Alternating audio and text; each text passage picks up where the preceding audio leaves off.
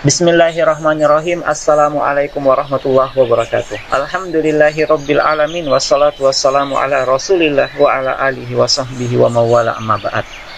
Materi tentang getaran, gelombang, dan bunyi dalam kehidupan. Kompetensi dasar menganalisis konsep getaran, gelombang, dan bunyi dalam kehidupan sehari-hari, termasuk sistem pendengaran manusia dan sistem sonar pada hewan. Di video sebelumnya kita sudah mengikuti pelajaran di pertemuan pertama dan pertemuan kedua yang membahas tentang getaran, gelombang, dan bunyi. Nah, sekarang di video kali ini kita akan masuk di pertemuan ketiga, masih pada pembahasan getaran, gelombang, dan bunyi, tapi untuk pokok bahasan bunyi, frekuensi bunyi, dan karakteristik bunyi. Di pelajaran 3 ini masih membahas tentang getaran, gelombang, dan bunyi dengan tujuan pembelajaran yang pertama menjelaskan karakteristik bunyi. Kemudian yang kedua menghitung cepat rambat gelombang bunyi. Jadi di video sebelumnya kita sudah menghitung persamaan cepat rambat gelombang bunyi dengan V sama dengan frekuensi dikali lambda. Atau bisa juga V sama dengan lambda sebagai panjang gelombang dibagi waktu yang digunakan untuk menempuh satu panjang gelombang T. Jadi persamaan ini sudah kita pelajari pada pertemuan sebelumnya tentang cepat rambat gelombang secara umum. Sekarang di video ini atau di pelajaran ini kita akan menghitung cepat rambat gelombang bunyi. Kemudian menganalisis klasifikasi frekuensi bunyi. Jadi frekuensi bunyi itu punya klasifikasi, ada pengelompokan. Akan kita bahas di pelajaran 3 lebih lanjut. Setiap hari kita dapat mendengar suara burung berkicau, orang terkadang bernyanyi, klakson mobil, atau kendaraan bermotor. Mengapa kita dapat mendengar suara tersebut? Suara yang kita dengarkan dikenal dengan istilah bunyi. Jadi seluruh suara-suara yang kita dengar adalah bunyi. Bunyi itu merupakan bentuk gelombang longitudinal. Jadi dia bukan gelombang transversal. Jadi arah rambatannya dengan perambatannya itu sejajar. Jadi dia merambatkan energi gelombang di udara. Jadi energi gelombang merambat lewat udara sampai terdengar oleh reseptor pendengar. Apa reseptor pendengar kita? Adalah telinga. Di pelajaran selanjutnya kita akan membahas tentang telinga. Jadi agar mengetahui bagaimana bunyi ini dibentuk, coba perhatikan kegiatan ini. Misalkan kita memukul gong atau tong. Pukullah gong atau tong hingga mengeluarkan suara. Kemudian sentuhlah gong atau tong itu secara perlahan dengan jarimu. Nah, sekarang apa yang kamu rasakan? Kemudian kita pegang permukaan gong atau tong sampai tidak bersuara. Kemudian sentuh kembali dengan jari. Apa yang kamu rasakan? Tentunya pada saat kita memukul gong, yang akan kita rasakan adalah gongnya itu bergetar. Ada gerakan, ada getaran. Ketika diam, getaran itu hilang. Atau boleh kita juga dengan memukul garpu tala. Garpu tala modelnya seperti ini. Jadi misalkan kita pegang garpu tala. Kemudian pukullah garpu tala dengan alat pemukul garpu tala sehingga mengeluarkan suara. Kemudian kita sentuh garpu tala itu dengan tangan kita. Nah, sekarang yang kita rasakan ketika bersuara sama dengan ketika kita memukul gong.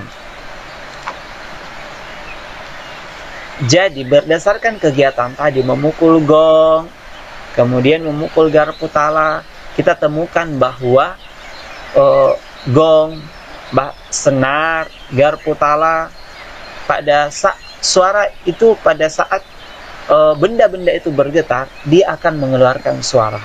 Akan tetapi pada saat benda itu diam, maka benda-benda itu tidak bersuara.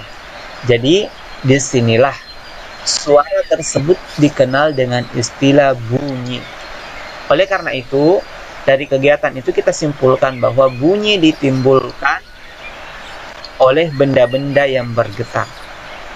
Setiap benda yang bergetar pasti menghasilkan bunyi. Nah, akan tetapi ada bunyi yang bisa kita dengarkan, ada bunyi yang tidak bisa kita dengarkan. Di slide berikutnya akan kita lihat. Kita lihat bunyi garpu tala menuju telinga itu dihantarkan oleh rapatan dan regangan partikel-partikel udara. Jadi partikel udara itu merapat dan merenggang. Pada waktu bunyi keluar dari garpu tala, langsung akan menumbuk molekul-molekul udara. Ini ya, akan menumbuk. Molekul udara ini akan menumbuk udara di sebelahnya, yang mengakibatkan terjadinya rapatan dan regangan. Demikian seterusnya kemudian sampai ke telinga kita. Coba perhatikan gambar ini.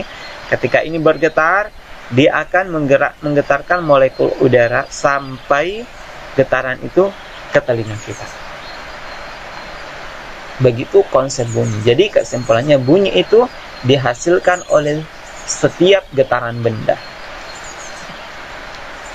Sekarang pertanyaan, apakah molekul udara berpindah? Jadi molekul udara itu tidak pernah berpindah, tetapi hanya merapat dan merenggang. Bunyi sampai di telinga itu karena merambat dalam bentuk gelombang. Merambat. Jadi molekul itu tidak pindah. Jadi tidak akan pindah masuk ke telinga kita. Tidak ada molekul udara yang masuk ke dalam telinga ketika kita mendengarkan bunyi. Gelombang yang tersusun dari rapatan dan regangan itulah yang disebut adalah jenis gelombang longitudinal. Tanpa adanya medium atau tanpa adanya zat perantara, bunyi tidak bisa merambat. Jadi hal ini yang mengakibatkan bunyi termasuk gelombang mekanis. Di pertemuan sebelumnya kita sudah jelaskan tentang gelombang mekanis dan non-mekanis. Non-mekanis ini disebut juga dengan gelombang elektromagnetik. Gelombang yang bisa merambat tanpa medium. Kalau bunyi masuk gelombang mekanis, dia butuh medium. Jadi begitu juga ketika kita mendengar bunyi, akan dirambatkan ke telinga kita melalui udara. Jadi disimpulkan bahwa bunyi itu hanya bisa terdengar bila ada sumber bunyi, ada medium atau zat perantaranya, dan ada alat penerima atau alat pendengar. Ini reseptor. Kalau hanya salah satunya yang ada, bunyi itu tidak bisa kita dengarkan. Misalkan sumber bunyinya ada, mediumnya tidak ada. Misalkan di ruang angkasa yang tidak ada medium, atau di dalam ruangan yang dibuat kedap udara, tidak ada udaranya, maka tidak akan ada suara yang terdengar. Kemudian tentunya juga alat penerima, alat pendengar kita ini yang merupakan karunia dari Allah Subhanahu wa Ta'ala adalah salah satu syarat bunyi itu tidak bisa terdengar. Berapa saudara-saudara kita mungkin tidak bisa mendengarkan bunyi karena alat penerima atau pendengarnya bermasalah. Kalau bunyi tidak bisa terdengar, maka salah satu dari yang tiga ini bermasalah. Kemudian, nah sekarang kita perhatikan seberapa cepat kita dapat mendengar bunyi. Seorang ahli fisika yang bernama Miller, dia melakukan percobaan untuk mengukur kecepatan bunyi di udara dengan cara dia menembakkan peluru sebagai sumber bunyi. Dia tembakkan peluru sebagai sumber bunyi. Kemudian dia letakkan detektor pada jarak tertentu. Detektor itu alat pendeteksi suara. Pada percobaan tersebut, kecepatan bunyi itu tergantung pada temperatur atau suhu. Semakin rendah suhu udara, maka semakin besar kecepatan bunyi. Hal ini yang menjelaskan mengapa pada malam hari bunyi terdengar lebih jelas daripada siang hari. Jadi ini juga alasan. Jadi pada suhu-suhu rendah, bunyi itu akan terdengar lebih cepat. Sedangkan pada siang hari, gelombang bunyi dibiaskan ke arah udara yang lebih panas, yaitu ke arah atas, karena suhu udara di permukaan bumi lebih dingin dibandingkan udara pada bagian atasnya. Ini berlawanan pada malam hari. Gelombang bunyi dipantulkan ke arah yang lebih rendah karena suhu permukaan bumi lebih hangat dibandingkan dengan udara pada bagian atasnya. Kalau malam hari itu udara pada bagian atas itu lebih rendah. Jadi di sini bisa kita katakan bahwa bunyi itu dipengaruhi oleh temperatur atau suhu. Kemudian selain dipengaruhi oleh suhu, cepat rambat bunyi di udara juga dipengaruhi oleh jenis medium. Sekarang pertanyaannya, medium manakah yang menghantarkan bunyi paling cepat? Untuk mengetahuinya kita lihat tabel berikut. Perhatikan. Jadi ini tabel 10.2 cepat rambat bunyi pada berbagai medium. Ternyata pada setiap medium cepat rambat bunyi itu berbeda. Contoh untuk udara yang suhunya dingin, jadi 0 derajat Celcius, cepat rambat bunyi itu 331. Untuk suhu udara 15 derajat 340. Air, ini air laut, aluminium, tembaga, besi. Ternyata kecepatan bunyi itu lebih cepat ketika mediumnya lebih rapat dan juga dipengaruhi oleh suhunya.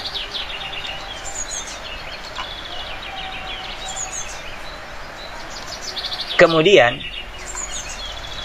coba perhatikan, jika kita menggerakkan penggaris, menggetarkan.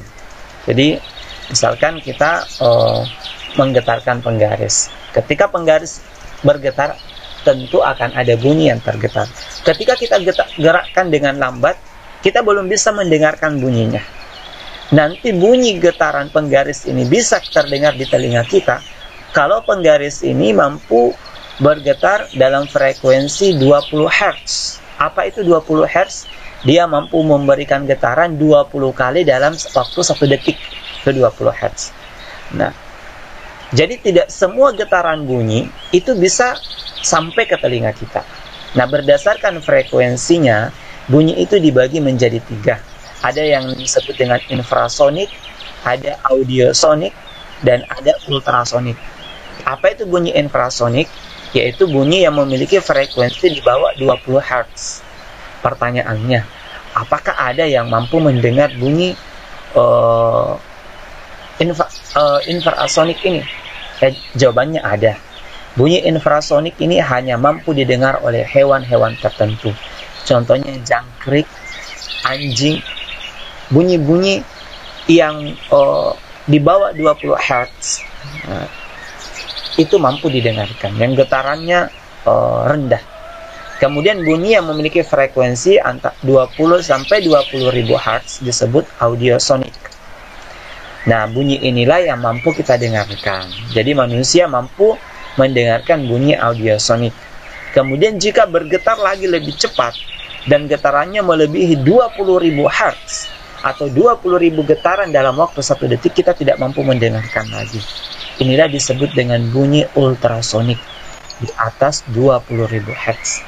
Kelelawar, lumba-lumba, anjing, contoh hewan yang dapat mendengarkan bunyi ultrasonik. Jadi ini jadi klasifikasinya dapat dibuat seperti pada tabel ini. Infrasonik di bawah 20 Hz, audiosonik 20 sampai 20.000 Hz. Ini mampu kita dengarkan. Ultrasonik lebih dari 20.000 Hz.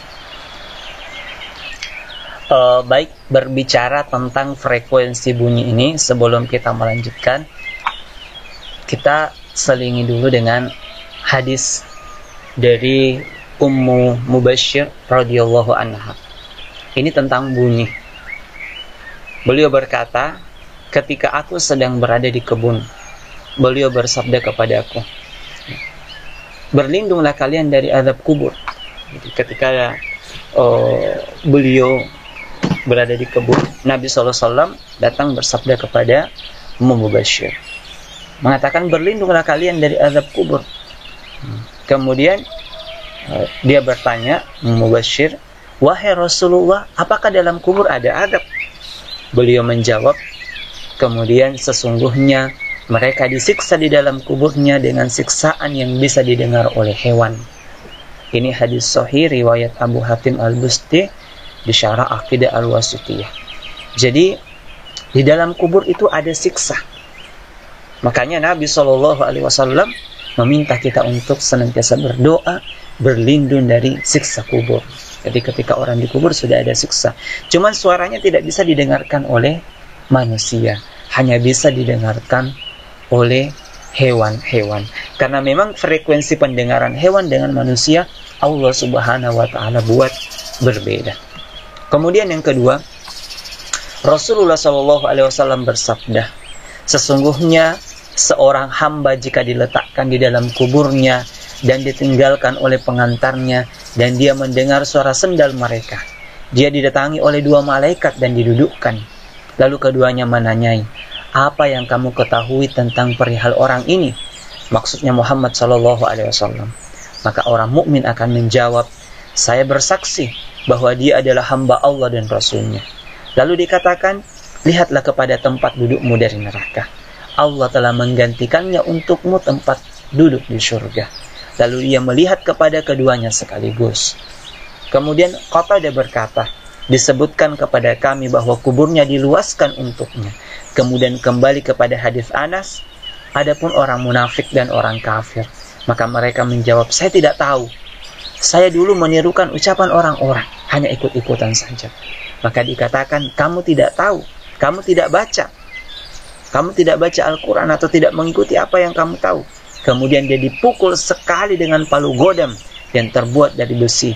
Maka dia menjerit dengan jeritan yang bisa didengarkan oleh seluruh makhluk yang ada di sekitarnya selain manusia dan jin. Ini hadis Bukhari nomor 1347. Jadi kita belajar tentang bunyi untuk menambah keimanan kita. Di kubur sementara orang disiksa, sekiranya kita bisa mendengarkan siksa kubur itu, mungkin tidak ada manusia yang bermaksiat. Akan tetapi jin dan manusia tidak bisa mendengarkan bunyi di dalam kubur.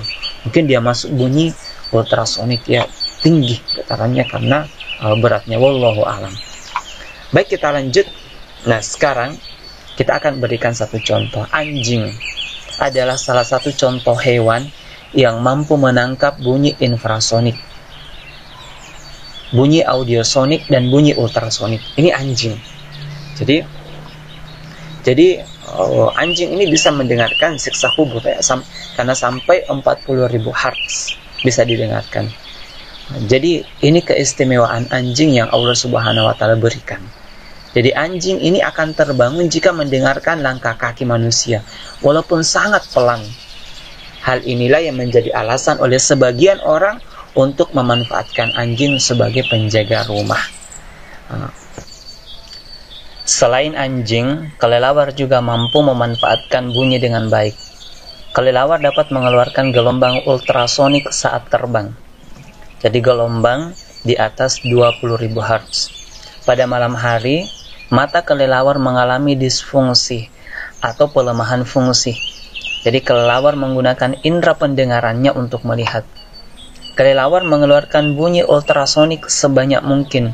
Kemudian, kelelawar mendengarkan bunyi pantul tersebut untuk mengetahui letak suatu benda dengan tepat. Sehingga kelelawar mampu terbang dalam keadaan gelap tanpa menabrak benda-benda di sekitarnya. Mekanisme untuk memahami keadaan lingkungan dengan bantuan bunyi pantul ini disebut dengan sistem ekolokasi. Jadi ini untuk kelelawar. Nah, sekarang mari kita diskusikan. Di pertemuan sebelumnya kita sudah menyampaikan cara menentukan cepat rambat suatu gelombang dengan persamaan V sama dengan frekuensi PKD lambda.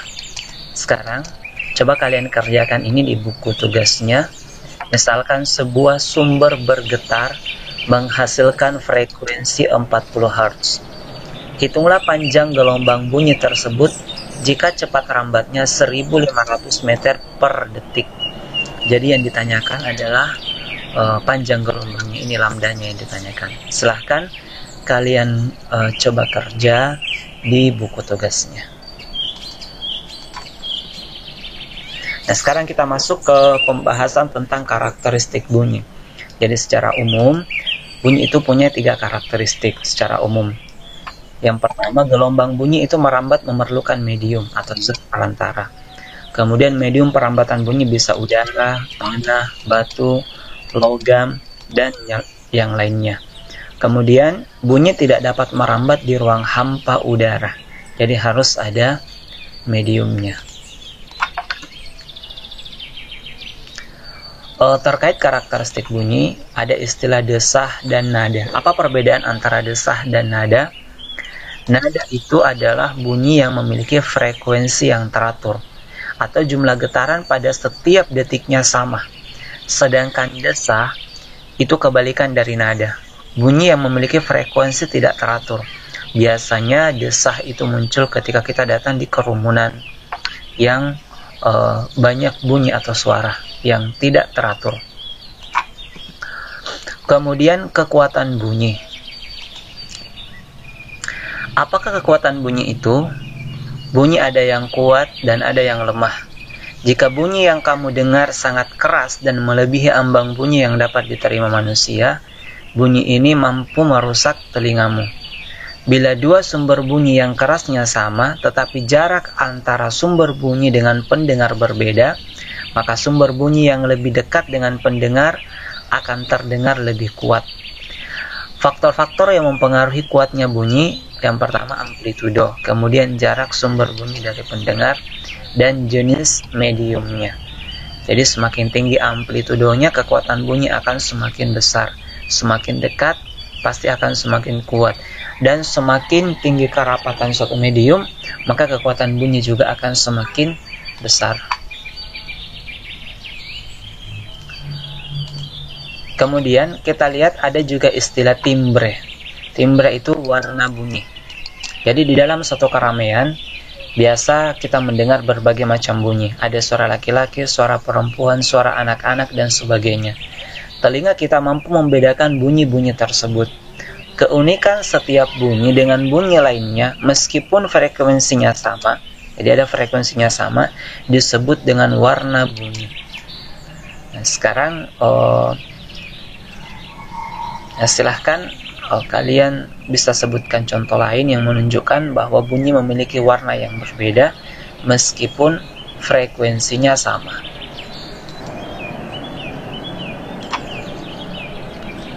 Baik, demikian pembahasan kita untuk pertemuan ini, pertemuan ketiga yang membahas tentang bunyi, frekuensi bunyi, dan karakteristik bunyi.